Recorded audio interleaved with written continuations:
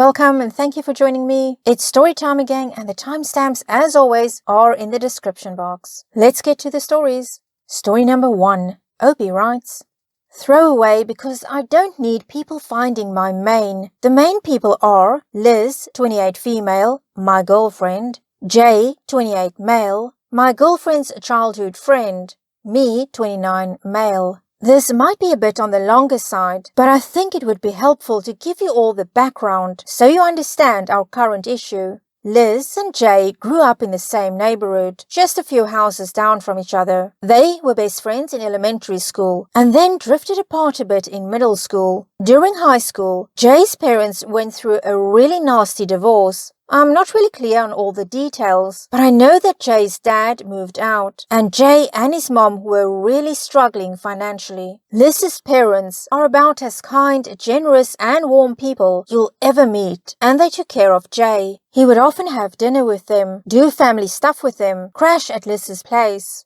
Over this time, Liz and Jay became best friends again, and stayed that way until college. Jay ended up getting a major scholarship to a really good school out west and left for school while Liz stayed close to home. Over the years, they followed each other on socials but had little other contact. I met Liz a little over 3 years ago as part of a social league for volleyball in our city. By luck of the draw, we placed on the same team, met each other at the welcome event, and really hit it off. She is kind, gracious, smart, witty, beautiful, fun, and is just the right amount of competitive. She's the kind of girl that guys meet and fall in love with. And I guess I'm one of those guys. But somehow, she also liked me. A year after meeting, we were moving in together and talking about the future. By no means is our relationship a fairy tale romance, but we have weathered our fair share of storms and have what I believe to be a healthy relationship with a good sex life, strong communication, and shared goals and values. We've talked marriage, kids, all of it. Years with Jay comes back into the story. A few years back, Jay started a tech company with a friend. Their company grew rapidly and were bought out by a major player in the tech world. Jay moved back to our city this year. On Labor Day, we went to a party at a friend of Liz's from high school. Jay was also there. It was the first time that Liz had seen him in probably 4 or 5 years, so the two spent a lot of the party catching up.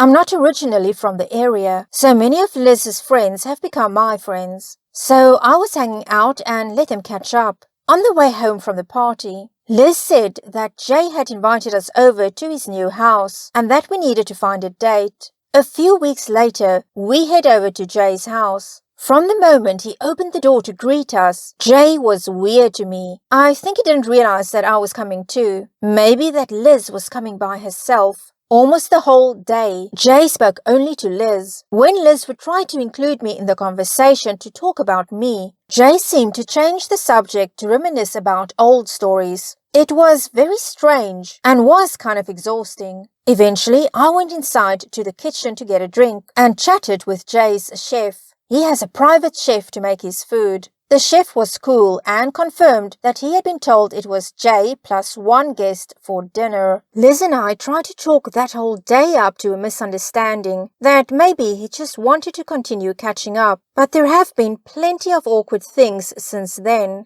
For example, when at Jay's, Liz saw a Le Creuset Dutch oven and said something about always wanting one but not being able to justify the cost. Well, what shows up on our doorstep a few days later? The exact same Le Creuset. She one time mentioned that she really likes a very expensive classic lounge chair, but it's almost $4,000. It showed up at our place the next week.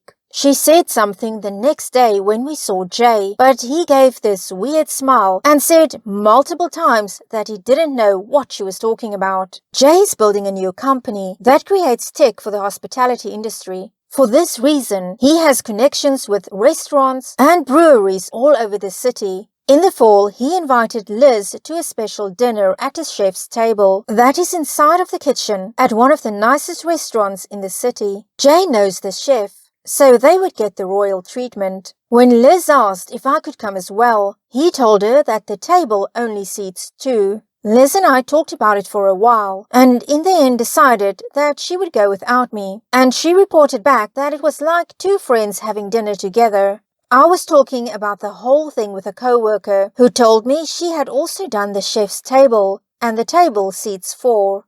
At the beginning of December, Jay invited her to a special event at a local museum. One of the major museums in our city hosts a special Christmas party that you have to be invited to and is really exclusive. Think knockoff version of the Met Gala without the celebrities and holiday themed. Jay got 2 tickets and invited Liz. She's wanted to go for ages and never thought it was possible. So again, we talked it out and decided she would take him up on his offer. Again, she says he acted like a friend, but in hindsight, it feels weird that he keeps inviting her to stuff like this. As I'm writing this out, I already feel like people are getting ready to tell me that she's cheating on me, or that I'm a pushover for letting Liz go to one-on-one things with Jay. But 1, we don't have the kind of relationship where I wouldn't let her do something she wanted. And 2, she is super honest with me. She's also a terrible liar. She has the easiest tells in the world. She's too moral and good-natured to keep a bad secret. That's why I believe her when she assured me time and time again that Jay is very much in the friend zone. She is not interested. She believes that he is lonely and wants to return to being best friends. My worry is that Liz naturally sees the best in people. For example, if someone cuts her off in traffic, her natural response is that they must be in some kind of an emergency situation. She genuinely trusts people, cares for people, and wants the best for them. I, on the other hand, am a natural skeptic. I tend to think that people are just out for themselves. I find her optimism really beautiful, but struggle to see the world in the same way. The long and short of it is that we both feel uncomfortable with the gifts and fancy dinners that he keeps getting her. But when she brought it up to him, he says he is paying her back for taking him in high school. He asked her to keep letting him do things for her because he feels like he needs to return the many favors her family did for him. Finally, this week, our friends got together for an annual Christmas party. It's been a tradition at that party to do a white elephant gift exchange. It's always weird stuff or funny items. Jay showed up with a second gift that he was cagey about all night. Someone thought it was part of the gift exchange and he kind of freaked out a bit. Near the end of the night, he pulled Liz aside and gave her the second gift. Inside was a designer handbag and a super expensive pair of designer heels. She felt very uncomfortable accepting them, and in the awkwardness of the situation just said thanks. Then we left soon after. Now, 2 days later, Liz has decided she wants to return the gifts to Jay and tell him they are too much. I think she said they were almost $2,000 combined. I think we need to tell Jay to back off as well, but Liz is saying that I'm being overly harsh. What I'm asking is, am I being too harsh in telling a guy to back off who is trying to repay former kindness? If I'm not out of line telling him to back off, how can we ask him to stop the gifts without destroying the friendship? 3 months later, there's this update from Opie. I've had a bunch of DMs asking me for an update on the situation. Honestly, the whole thing got really weird and confusing. I was trying to wait until things became more clear and we had answers to what happened, but I'm not sure that will ever happen. After posting, Liz told me that she had decided to give back Jay's expensive Christmas gifts. She waited until he posted on Instagram about being out at an event at a local bar for a night, then drove over to his house with a friend, and they left the gifts by the front door with a note that said, paraphrased, quote, Jay, thank you so much for thinking of me this Christmas. While all the gifts you've been giving me are generous, I feel bad taking them. It was my parents who took you in back when we were in school. I was just excited to live with my friend. They are the ones who took care of you. If you feel the need to give back, my parents have always supported local charity. I'm sure they would be happy to know you gave the amount of these gifts in their honor, unquote. She hoped this would be the end of things and he'd get the picture. I was doubtful. Around 2 a.m. that night, presumably when he got home and saw the returned gifts, he started bombarding her with text messages. They were all some combination of 1. He was such a good friend and she was lucky to have him. 2. He was going to give her gifts back because it was false modesty that she was showing in not accepting them. 3. She should always expect gifts from him and that he would always protect her and be her hero. It was really weird and creepy. We were already asleep and the messages came in so quickly and repeatedly that it woke us up. We agreed to try to go back to sleep and deal with it in the morning. Luckily, we were leaving early the next morning to see my family for the holidays. On the way there, we worked together to craft a final message to Jay. Liz told him in the text that it seems like he wants a deeper relationship than she does, that she was happy in a relationship with me, and that she was blocking him to give him time to sort out his feelings for her.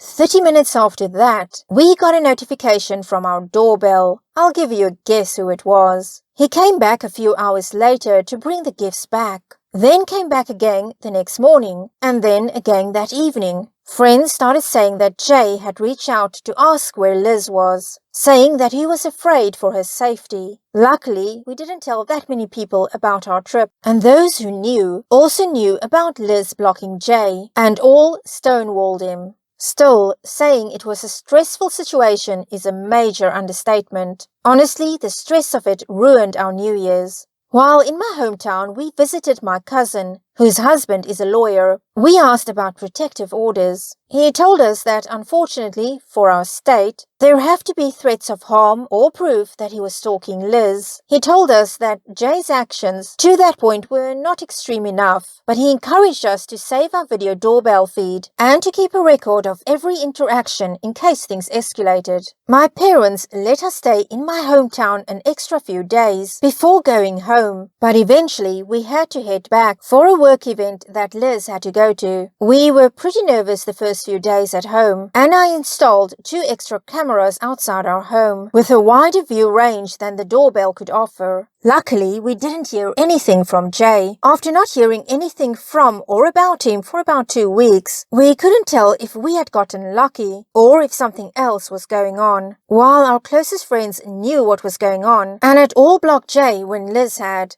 we had some friends of friends that Liz knew was still close to him. We had a close friend reach out to one of Jay's friends. This guy said that no one had heard or seen from Jay in about 3 weeks. He had missed 2 parties he had said he would be at and hadn't posted on socials for a while. Jay was the kind of guy who would post on Insta 3 to 4 times a week.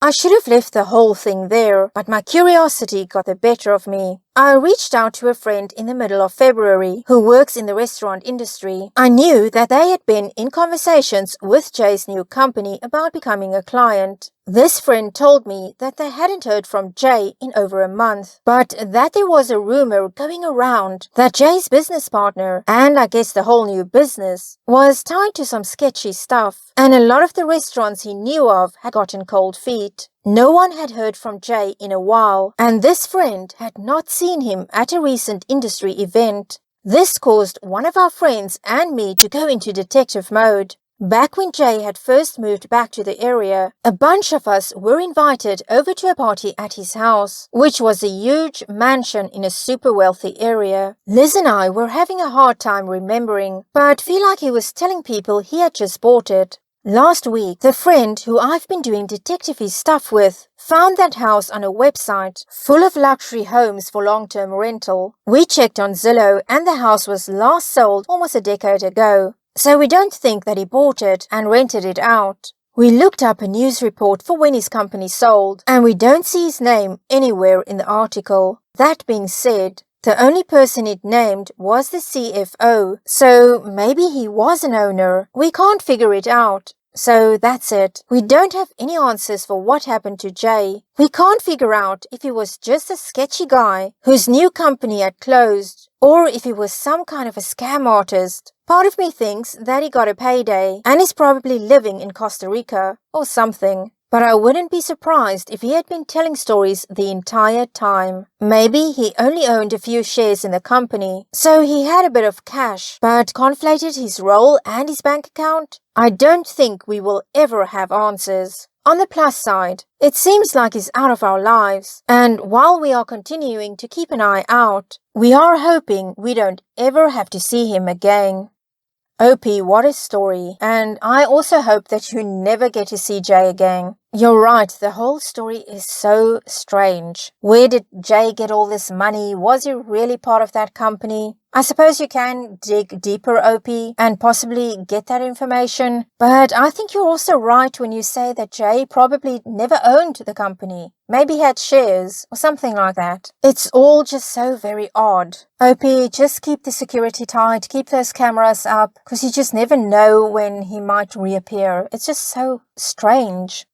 Story number 2. Opie writes, Throwaway, because my boyfriend, 22 male, is an avid Reddit surfer. I, 23 female, have been dating my boyfriend Kay for 8 months now. He's perfect in almost every way, and I couldn't ask for anyone better. Unfortunately, he struggles to practice proper hygiene due to neglect in childhood. I try to be understanding at first, but it's starting to gross me out.